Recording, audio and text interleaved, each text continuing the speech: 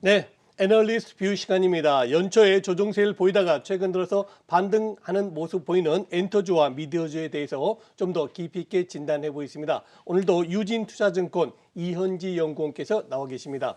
연구원님 안녕하십니까? 안녕하세요. 방금 말씀드렸습니다만 지난해까지는 그렇게 좋던 엔터주, 금년 초 들어서 네. 단기 급락을 했어요. 그러다가 이번 주에 조금 반등세 보이는데요. 어떻게 기술적 반등입니까? 그렇지 않으면 바닥을 확인한 것입니까?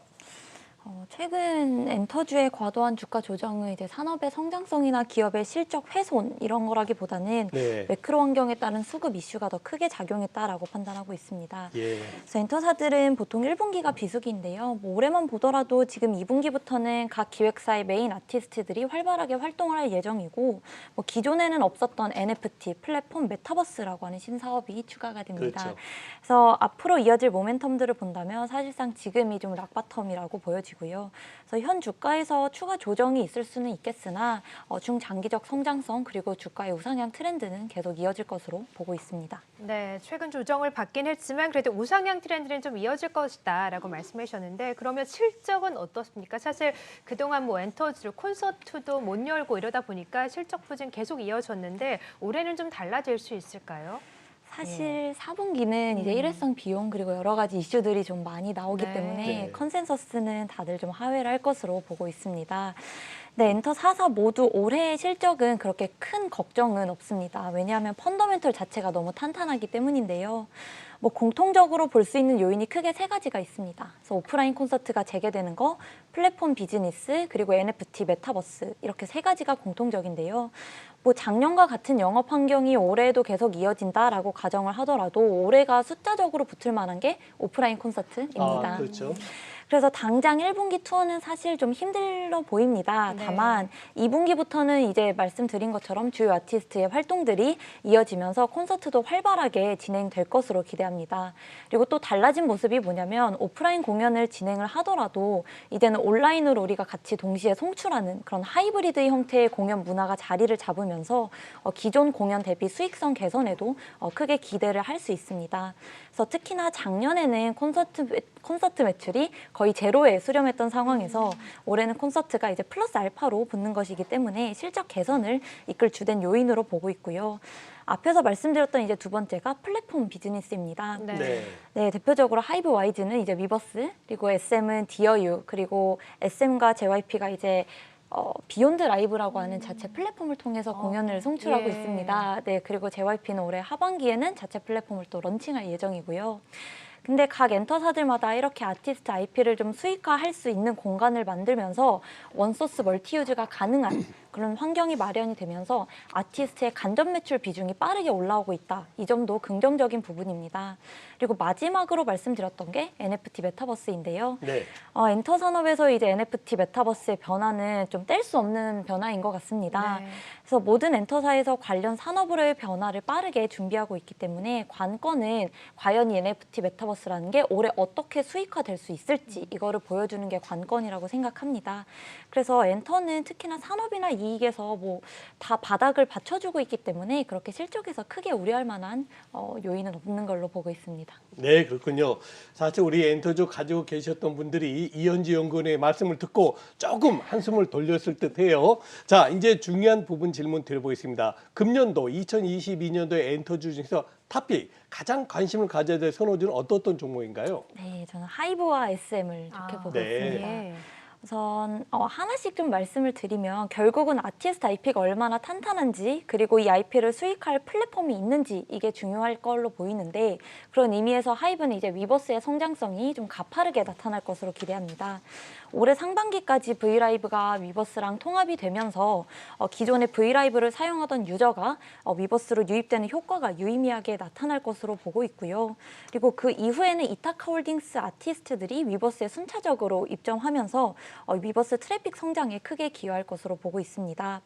그리고 현재 네이버 플랫폼에서 이제 웹툰을 연재하고 있는데 네. 이것 역시 향후 위버스로 내재화가 될 것으로 기대합니다. 그래서 결국 위버스라는 플랫폼을 통해서 앞에서 말씀드렸다시피 간접 매출이 증가하고 있기 때문에 아티스트의 공백기에도 안정적인 매출원으로 작용하면서 실적 변동성을 좀 줄일 수 있을 것으로 보고 있습니다.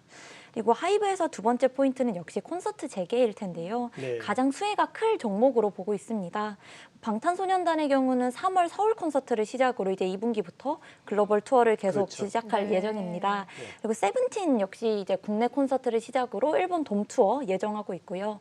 뭐 TXT, 엔하이픈 역시 콘서트를 준비하고 있습니다. 그래서 티켓 파워가 높은 아티스트들이 콘서트를 재개하면서 공연과 MD 매출 동반 상승도 예상이 됩니다.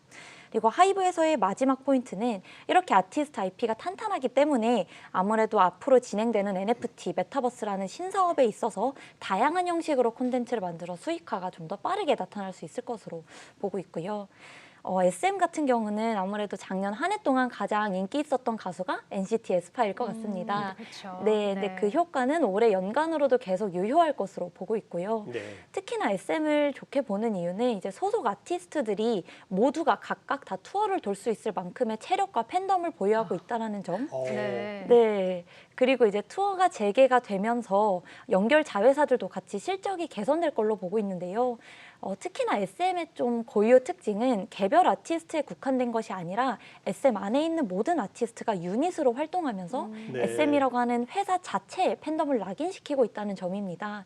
이 부분에서 볼 수 있는 건 코어 팬덤의 성장을 이끌고 있다라는 측면에서 특히 긍정적인데요. 그래서 앞에서 말씀드린 것처럼 이제 자체 플랫폼을 통해서 공연 송출하고 있고 여기에 NFT 메타버스라는 새로운 비즈니스가 추가되면서 이익도 모멘텀도 좋을 것으로 기대합니다. 다만 한 가지 우려하는 부분은 이제 인수 딜이 조금 지연되고 있다라는 부분이 현재 주가의 발목을 잡는 요인으로 작용하고 있긴 하지만 네. 그런 걸 고려하더라도 현재 가장 저평가된 기획사라고 판단하고 있습니다. 네, 엔터주 안에서는 SM 그리고 하이브를 또 토픽으로 꼽아주셨고 사실 지난 하반기에 가장 또 각광을 받았던 게 바로 컨텐츠, 미디어주 네. 아니겠습니까? 오징어 게임 덕분인데 오늘은 그래도 좀 반등세 보이고 있는 미디어 컨텐츠 종목들인데 좀 어떻게 보고 계실까요? 네. 사실 미디어 같은 경우는 이제 올해도 편수가 증가하고요. 글로벌 OTT가 한국 시장에 많이 들어오면서 해외 판매도 같이 증가하는 상황은 맞습니다.